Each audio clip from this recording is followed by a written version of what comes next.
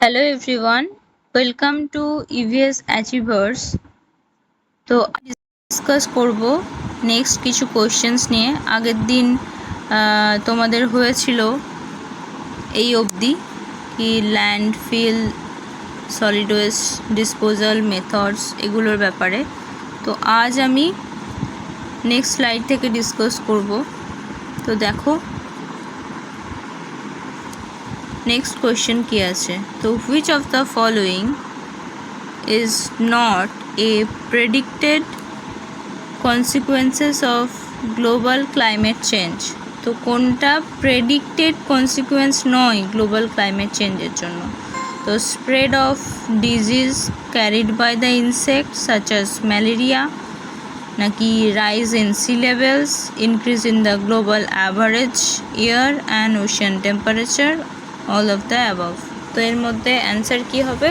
কি বলেছে? Not predicted consequences of global climate change. তো গ্লোবাল ক্লাইমেট চেঞ্জের ফলে কি হচ্ছে? যে স্প্রেড অফ ডিজিজ হচ্ছে, অবশ্যই হচ্ছে, সি লেভেলও রাইজ করছে, increase the global average air and ocean temperature. হ্যাঁ, তো এখানে অ্যান্সার কি হবে? অল অফ দ্য অ্যাবাভ হবে। নট বলেছে, so all of the above হবে না, not predicted consequences of global climate change. তো গ্লোবাল ক্লাইমেট চেঞ্জের জন্য যদি মোস্ট ধরে নেওয়া যায়, সঠিক অপশান হবে option A, spread of disease carried by insects such as malaria. ঠিক আছে, তো সি লেভেল রাইজ হবে না, কারণ এটা গ্লোবাল ক্লাইমেট চেঞ্জকে প্রেডিক্ট করে, এবং global average air and ocean টেম্পারেচারও হবে না। সো দেখে নেওয়া যাক যে ক্লাইমেট চেঞ্জের ইম্প্যাক্ট কী কী হয়। তো ক্লাইমেট চেঞ্জের ফলে হয় রাইজিং টেম্পারেচার রাইজ করছে, যার ফলে কী হচ্ছে? গ্লোবাল অ্যাভারেজ যে টেম্পারেচার সেটা বাড়ছে।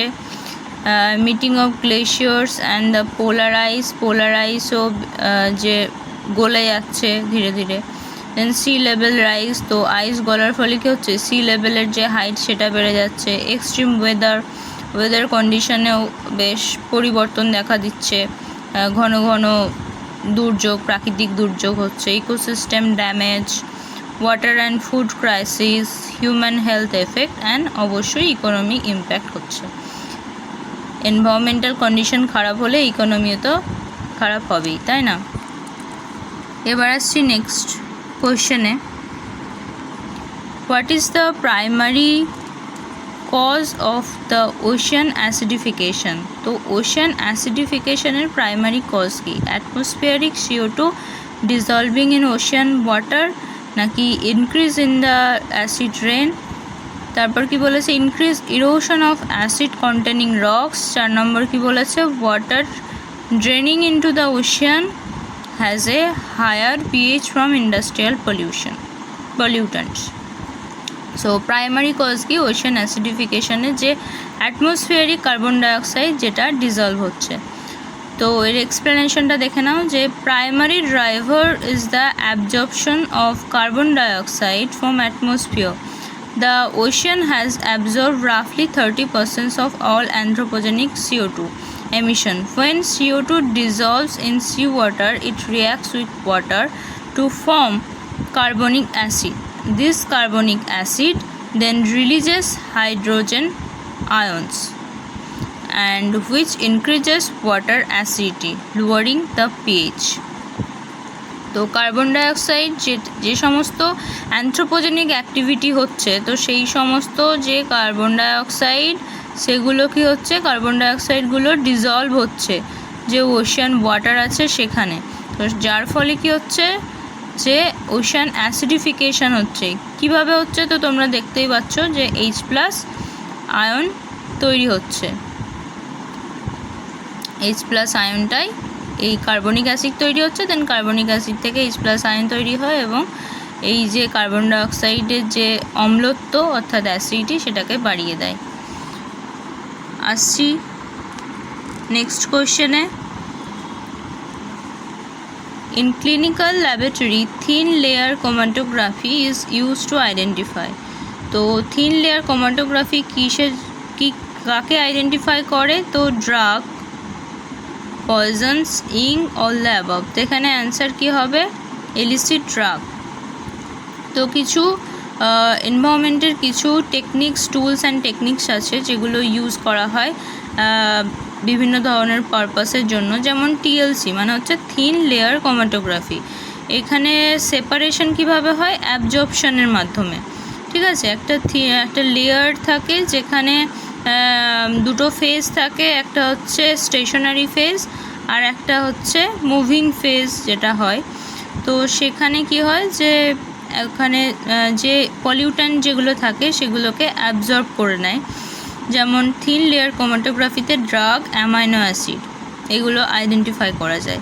দেন পেপার ক্রোমাটোগ্রাফিতে কি হয়? সুগার, পিগমেন্টস এগুলোকে আলাদা করা যায় পার্টিশন এর মাধ্যমে। দেন জিসি মানে হচ্ছে গ্যাস ক্রোমাটোগ্রাফি। তো এখানে ভোলাটিলিটিটা দেখা হয়, মিন্স অ্যালকোহল, টক্সিন এই জাতীয় কম্পাউন্ড আছে কি না সেগুলো দেখা হয় জিসি দিয়ে, মানে হচ্ছে গ্যাস ক্রোমাটোগ্রাফি। এইচপিএলসি মানে হচ্ছে হাই প্রেশার লিকুইড ক্রোমাটোগ্রাফি। তো এটা সেপারেট কিভাবে করে? পোলারিটি বা প্রেশারের প্রেজেন্টে। তো ড্রাগ, হরমোন এগুলো এখানে সেপারেট করা হয়।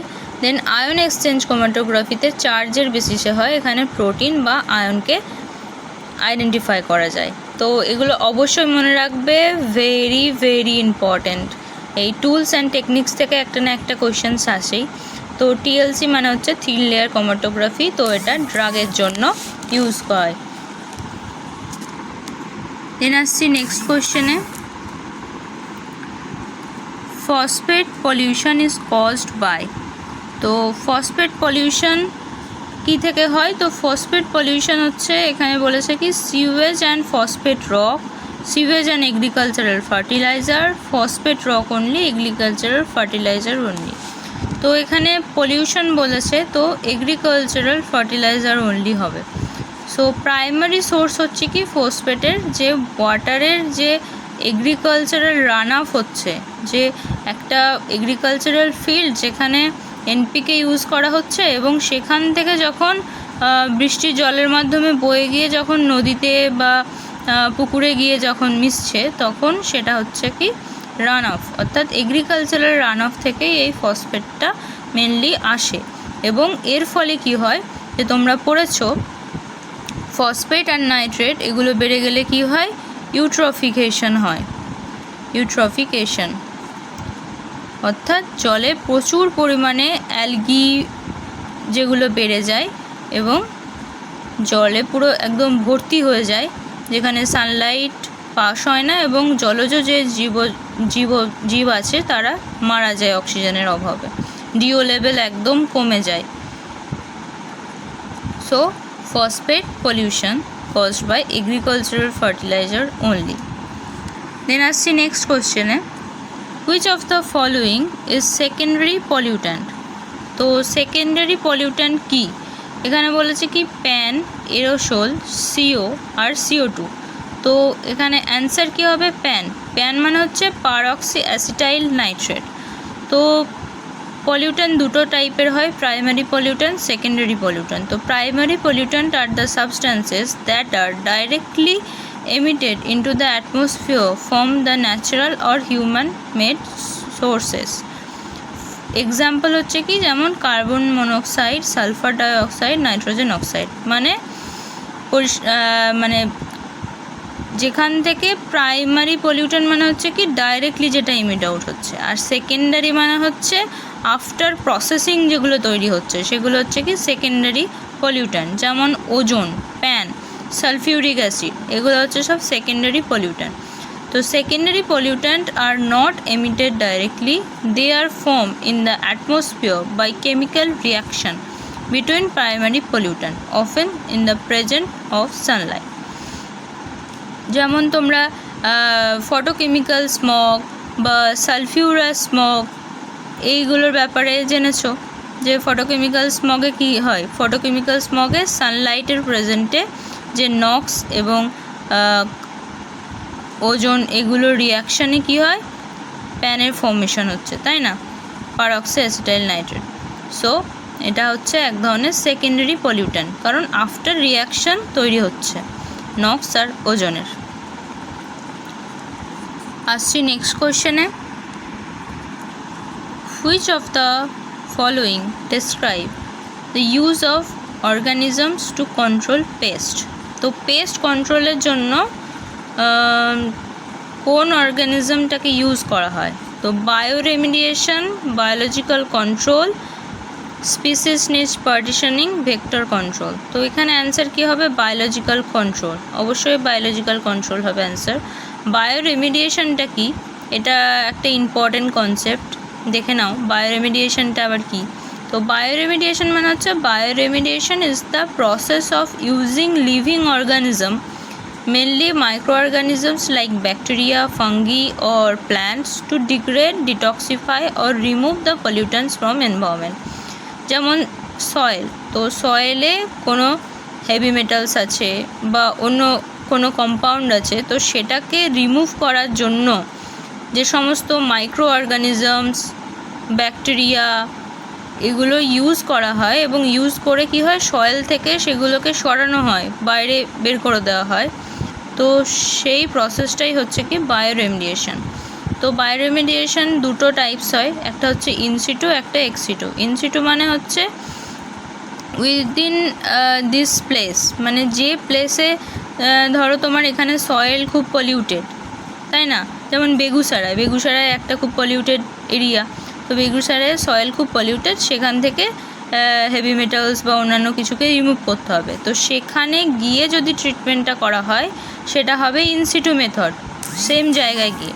আর এক্সিটু মানে হচ্ছে সয়েলটাকে ধরো তুমি তুলে নিয়ে এলে, দিয়ে অন্য কোথাও সেটাকে ট্রিটমেন্ট করলে, যেমন ল্যান্ড ফর্মিং বা বায়োপাইলস। বায়োপাইলস মানে এইভাবে সয়েলটাকে একটা জায়গায় ঢেলে রাখা হয়, একদম পাইলস মানে স্তূপ আকারে রাখা হয়, এবং সেখানে ট্রিটমেন্ট দেওয়া হয়, তো সেটা হবে বায়োপাইলস। সেক্ষেত্রে মাইক্রো অর্গানিজমসগুলো বাইরে থেকে ইনপুট করা হয়, কিন্তু বায়োভেন্টিং বা বায়োস্পার্গিং এগুলোর ক্ষেত্রে কী হয়, ইনসিটু মেথড, মানে ওই সয়েলে যে মাইক্রো অর্গানিজমস আছে তাদের ক্যাপাসিটিটা এখানে দেখা হয়, তারা কতটা রিমুভ করতে পারছে। তো এই গেল বায়োরেমিডিয়েশন।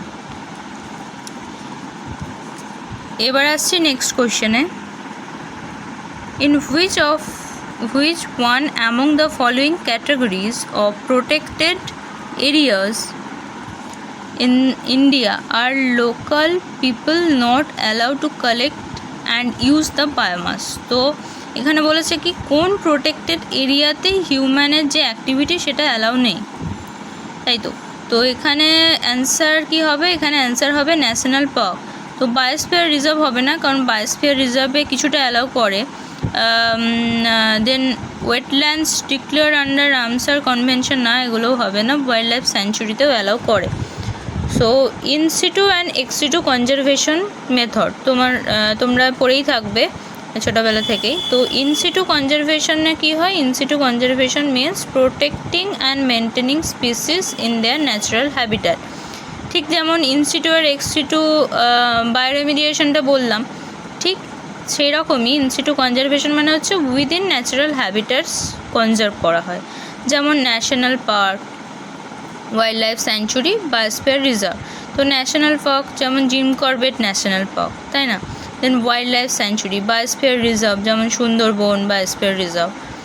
স্যাক্রেড গ্রুপস কি, ট্র্যাডিশনাল যে ফরেস্ট আছে সেটাকে প্রোটেক্ট করা হয়, কিছু কমিউনিটি দ্বারা প্রোটেক্ট করে, যেমন গাছকে পূজা আর্চা করে না, তো সেটা হচ্ছে কি স্যাক্রেড গ্রুপস, এটাও ইনসিটু কনজারভেশনের মধ্যেই আসে। দেন এক্সিটু কনজারভেশন মানে কোনো একটা প্রাণীকে বাইরে নিয়ে গিয়ে তাকে সংরক্ষণ করা হচ্ছে, যেমন জুগুলোতে করা হয়। Breeding of endangered animals, botanical garden, seed bank, জিন ব্যাংক, এগুলোতে টিস্যু কালচার বা ক্রায়োপ্রিজারভেশনে কী হয়, যে -196 ডিগ্রি সেলসিয়াসে লিকুইড যে নাইট্রোজেন আছে তার প্রেজেন্টে সংরক্ষণ করা হয়। তো এই গেল। দেন আসছি নেক্সট কোয়েশ্চেনে, optimum temperature for sludge digestion is. তো স্লাজ ডাইজেশনের জন্য অপটিমাম টেম্পারেচার কত দরকার হয়? তো অ্যাপ্রক্সিমেটলি ধরে রাখা হয় কি 35 থেকে 37, মানে অপটিমাম টেম্পারেচার যে মাইক্রো অর্গানিজমসের জন্য দরকার হয় সেটা অ্যাকচুয়ালি ওই অ্যাপ্রক্সিমেটলি 35, মানে 35-এর আশেপাশে যদি দেখো সেটাই হবে অ্যান্সার। তো এখানে অ্যান্সার হবে 37। তো স্লাশ ডাইজেশন কখন হয় কি? Sludge digestion is the biological treatment process used in waste water treatment plants to decompose organic matter present in sludge. তো কতটা অর্গানিক ম্যাটার আছে সেই স্লাজের মধ্যে সেটাকে ডিকম্পোজ করা হয়। ইট reduces sludge volume, removes pathogen and produces useful gases like methane. তো sludge digestion mainly দুটো প্রসেসে হয়, একটা এরোবিক প্রসেস, একটা এনারোবিক প্রসেস। তো র স্লাজ সেটাকে ডাইজেস্টার ট্যাঙ্কে পাঠানো হয়, সেখানে বায়োলজিক্যাল ডিকম্পোজিশন ঘটে এবং সেখান থেকে কী আউটপুট বেরোয়? স্টেবিলাইজ স্লাজ আর বায়োগ্যাস, যেমন মিথেন তৈরি হয়। বা স্টেবিলাইজ স্লাজটাকে পরে কি ইউজ করা হয়? ম্যানিওরের কাজে, ম্যানিওর যে ফার্টিলাইজার হিসাবে ইউজ করা হয় জমিতে, তাই না? তো এই ছিল আজকের ভিডিওটি ভালো লাগলে অবশ্যই লাইক, শেয়ার এবং সাবস্ক্রাইব করবে। That's all for today. দেখা হচ্ছে অন্য একটা সেশনে। Bye bye, take care.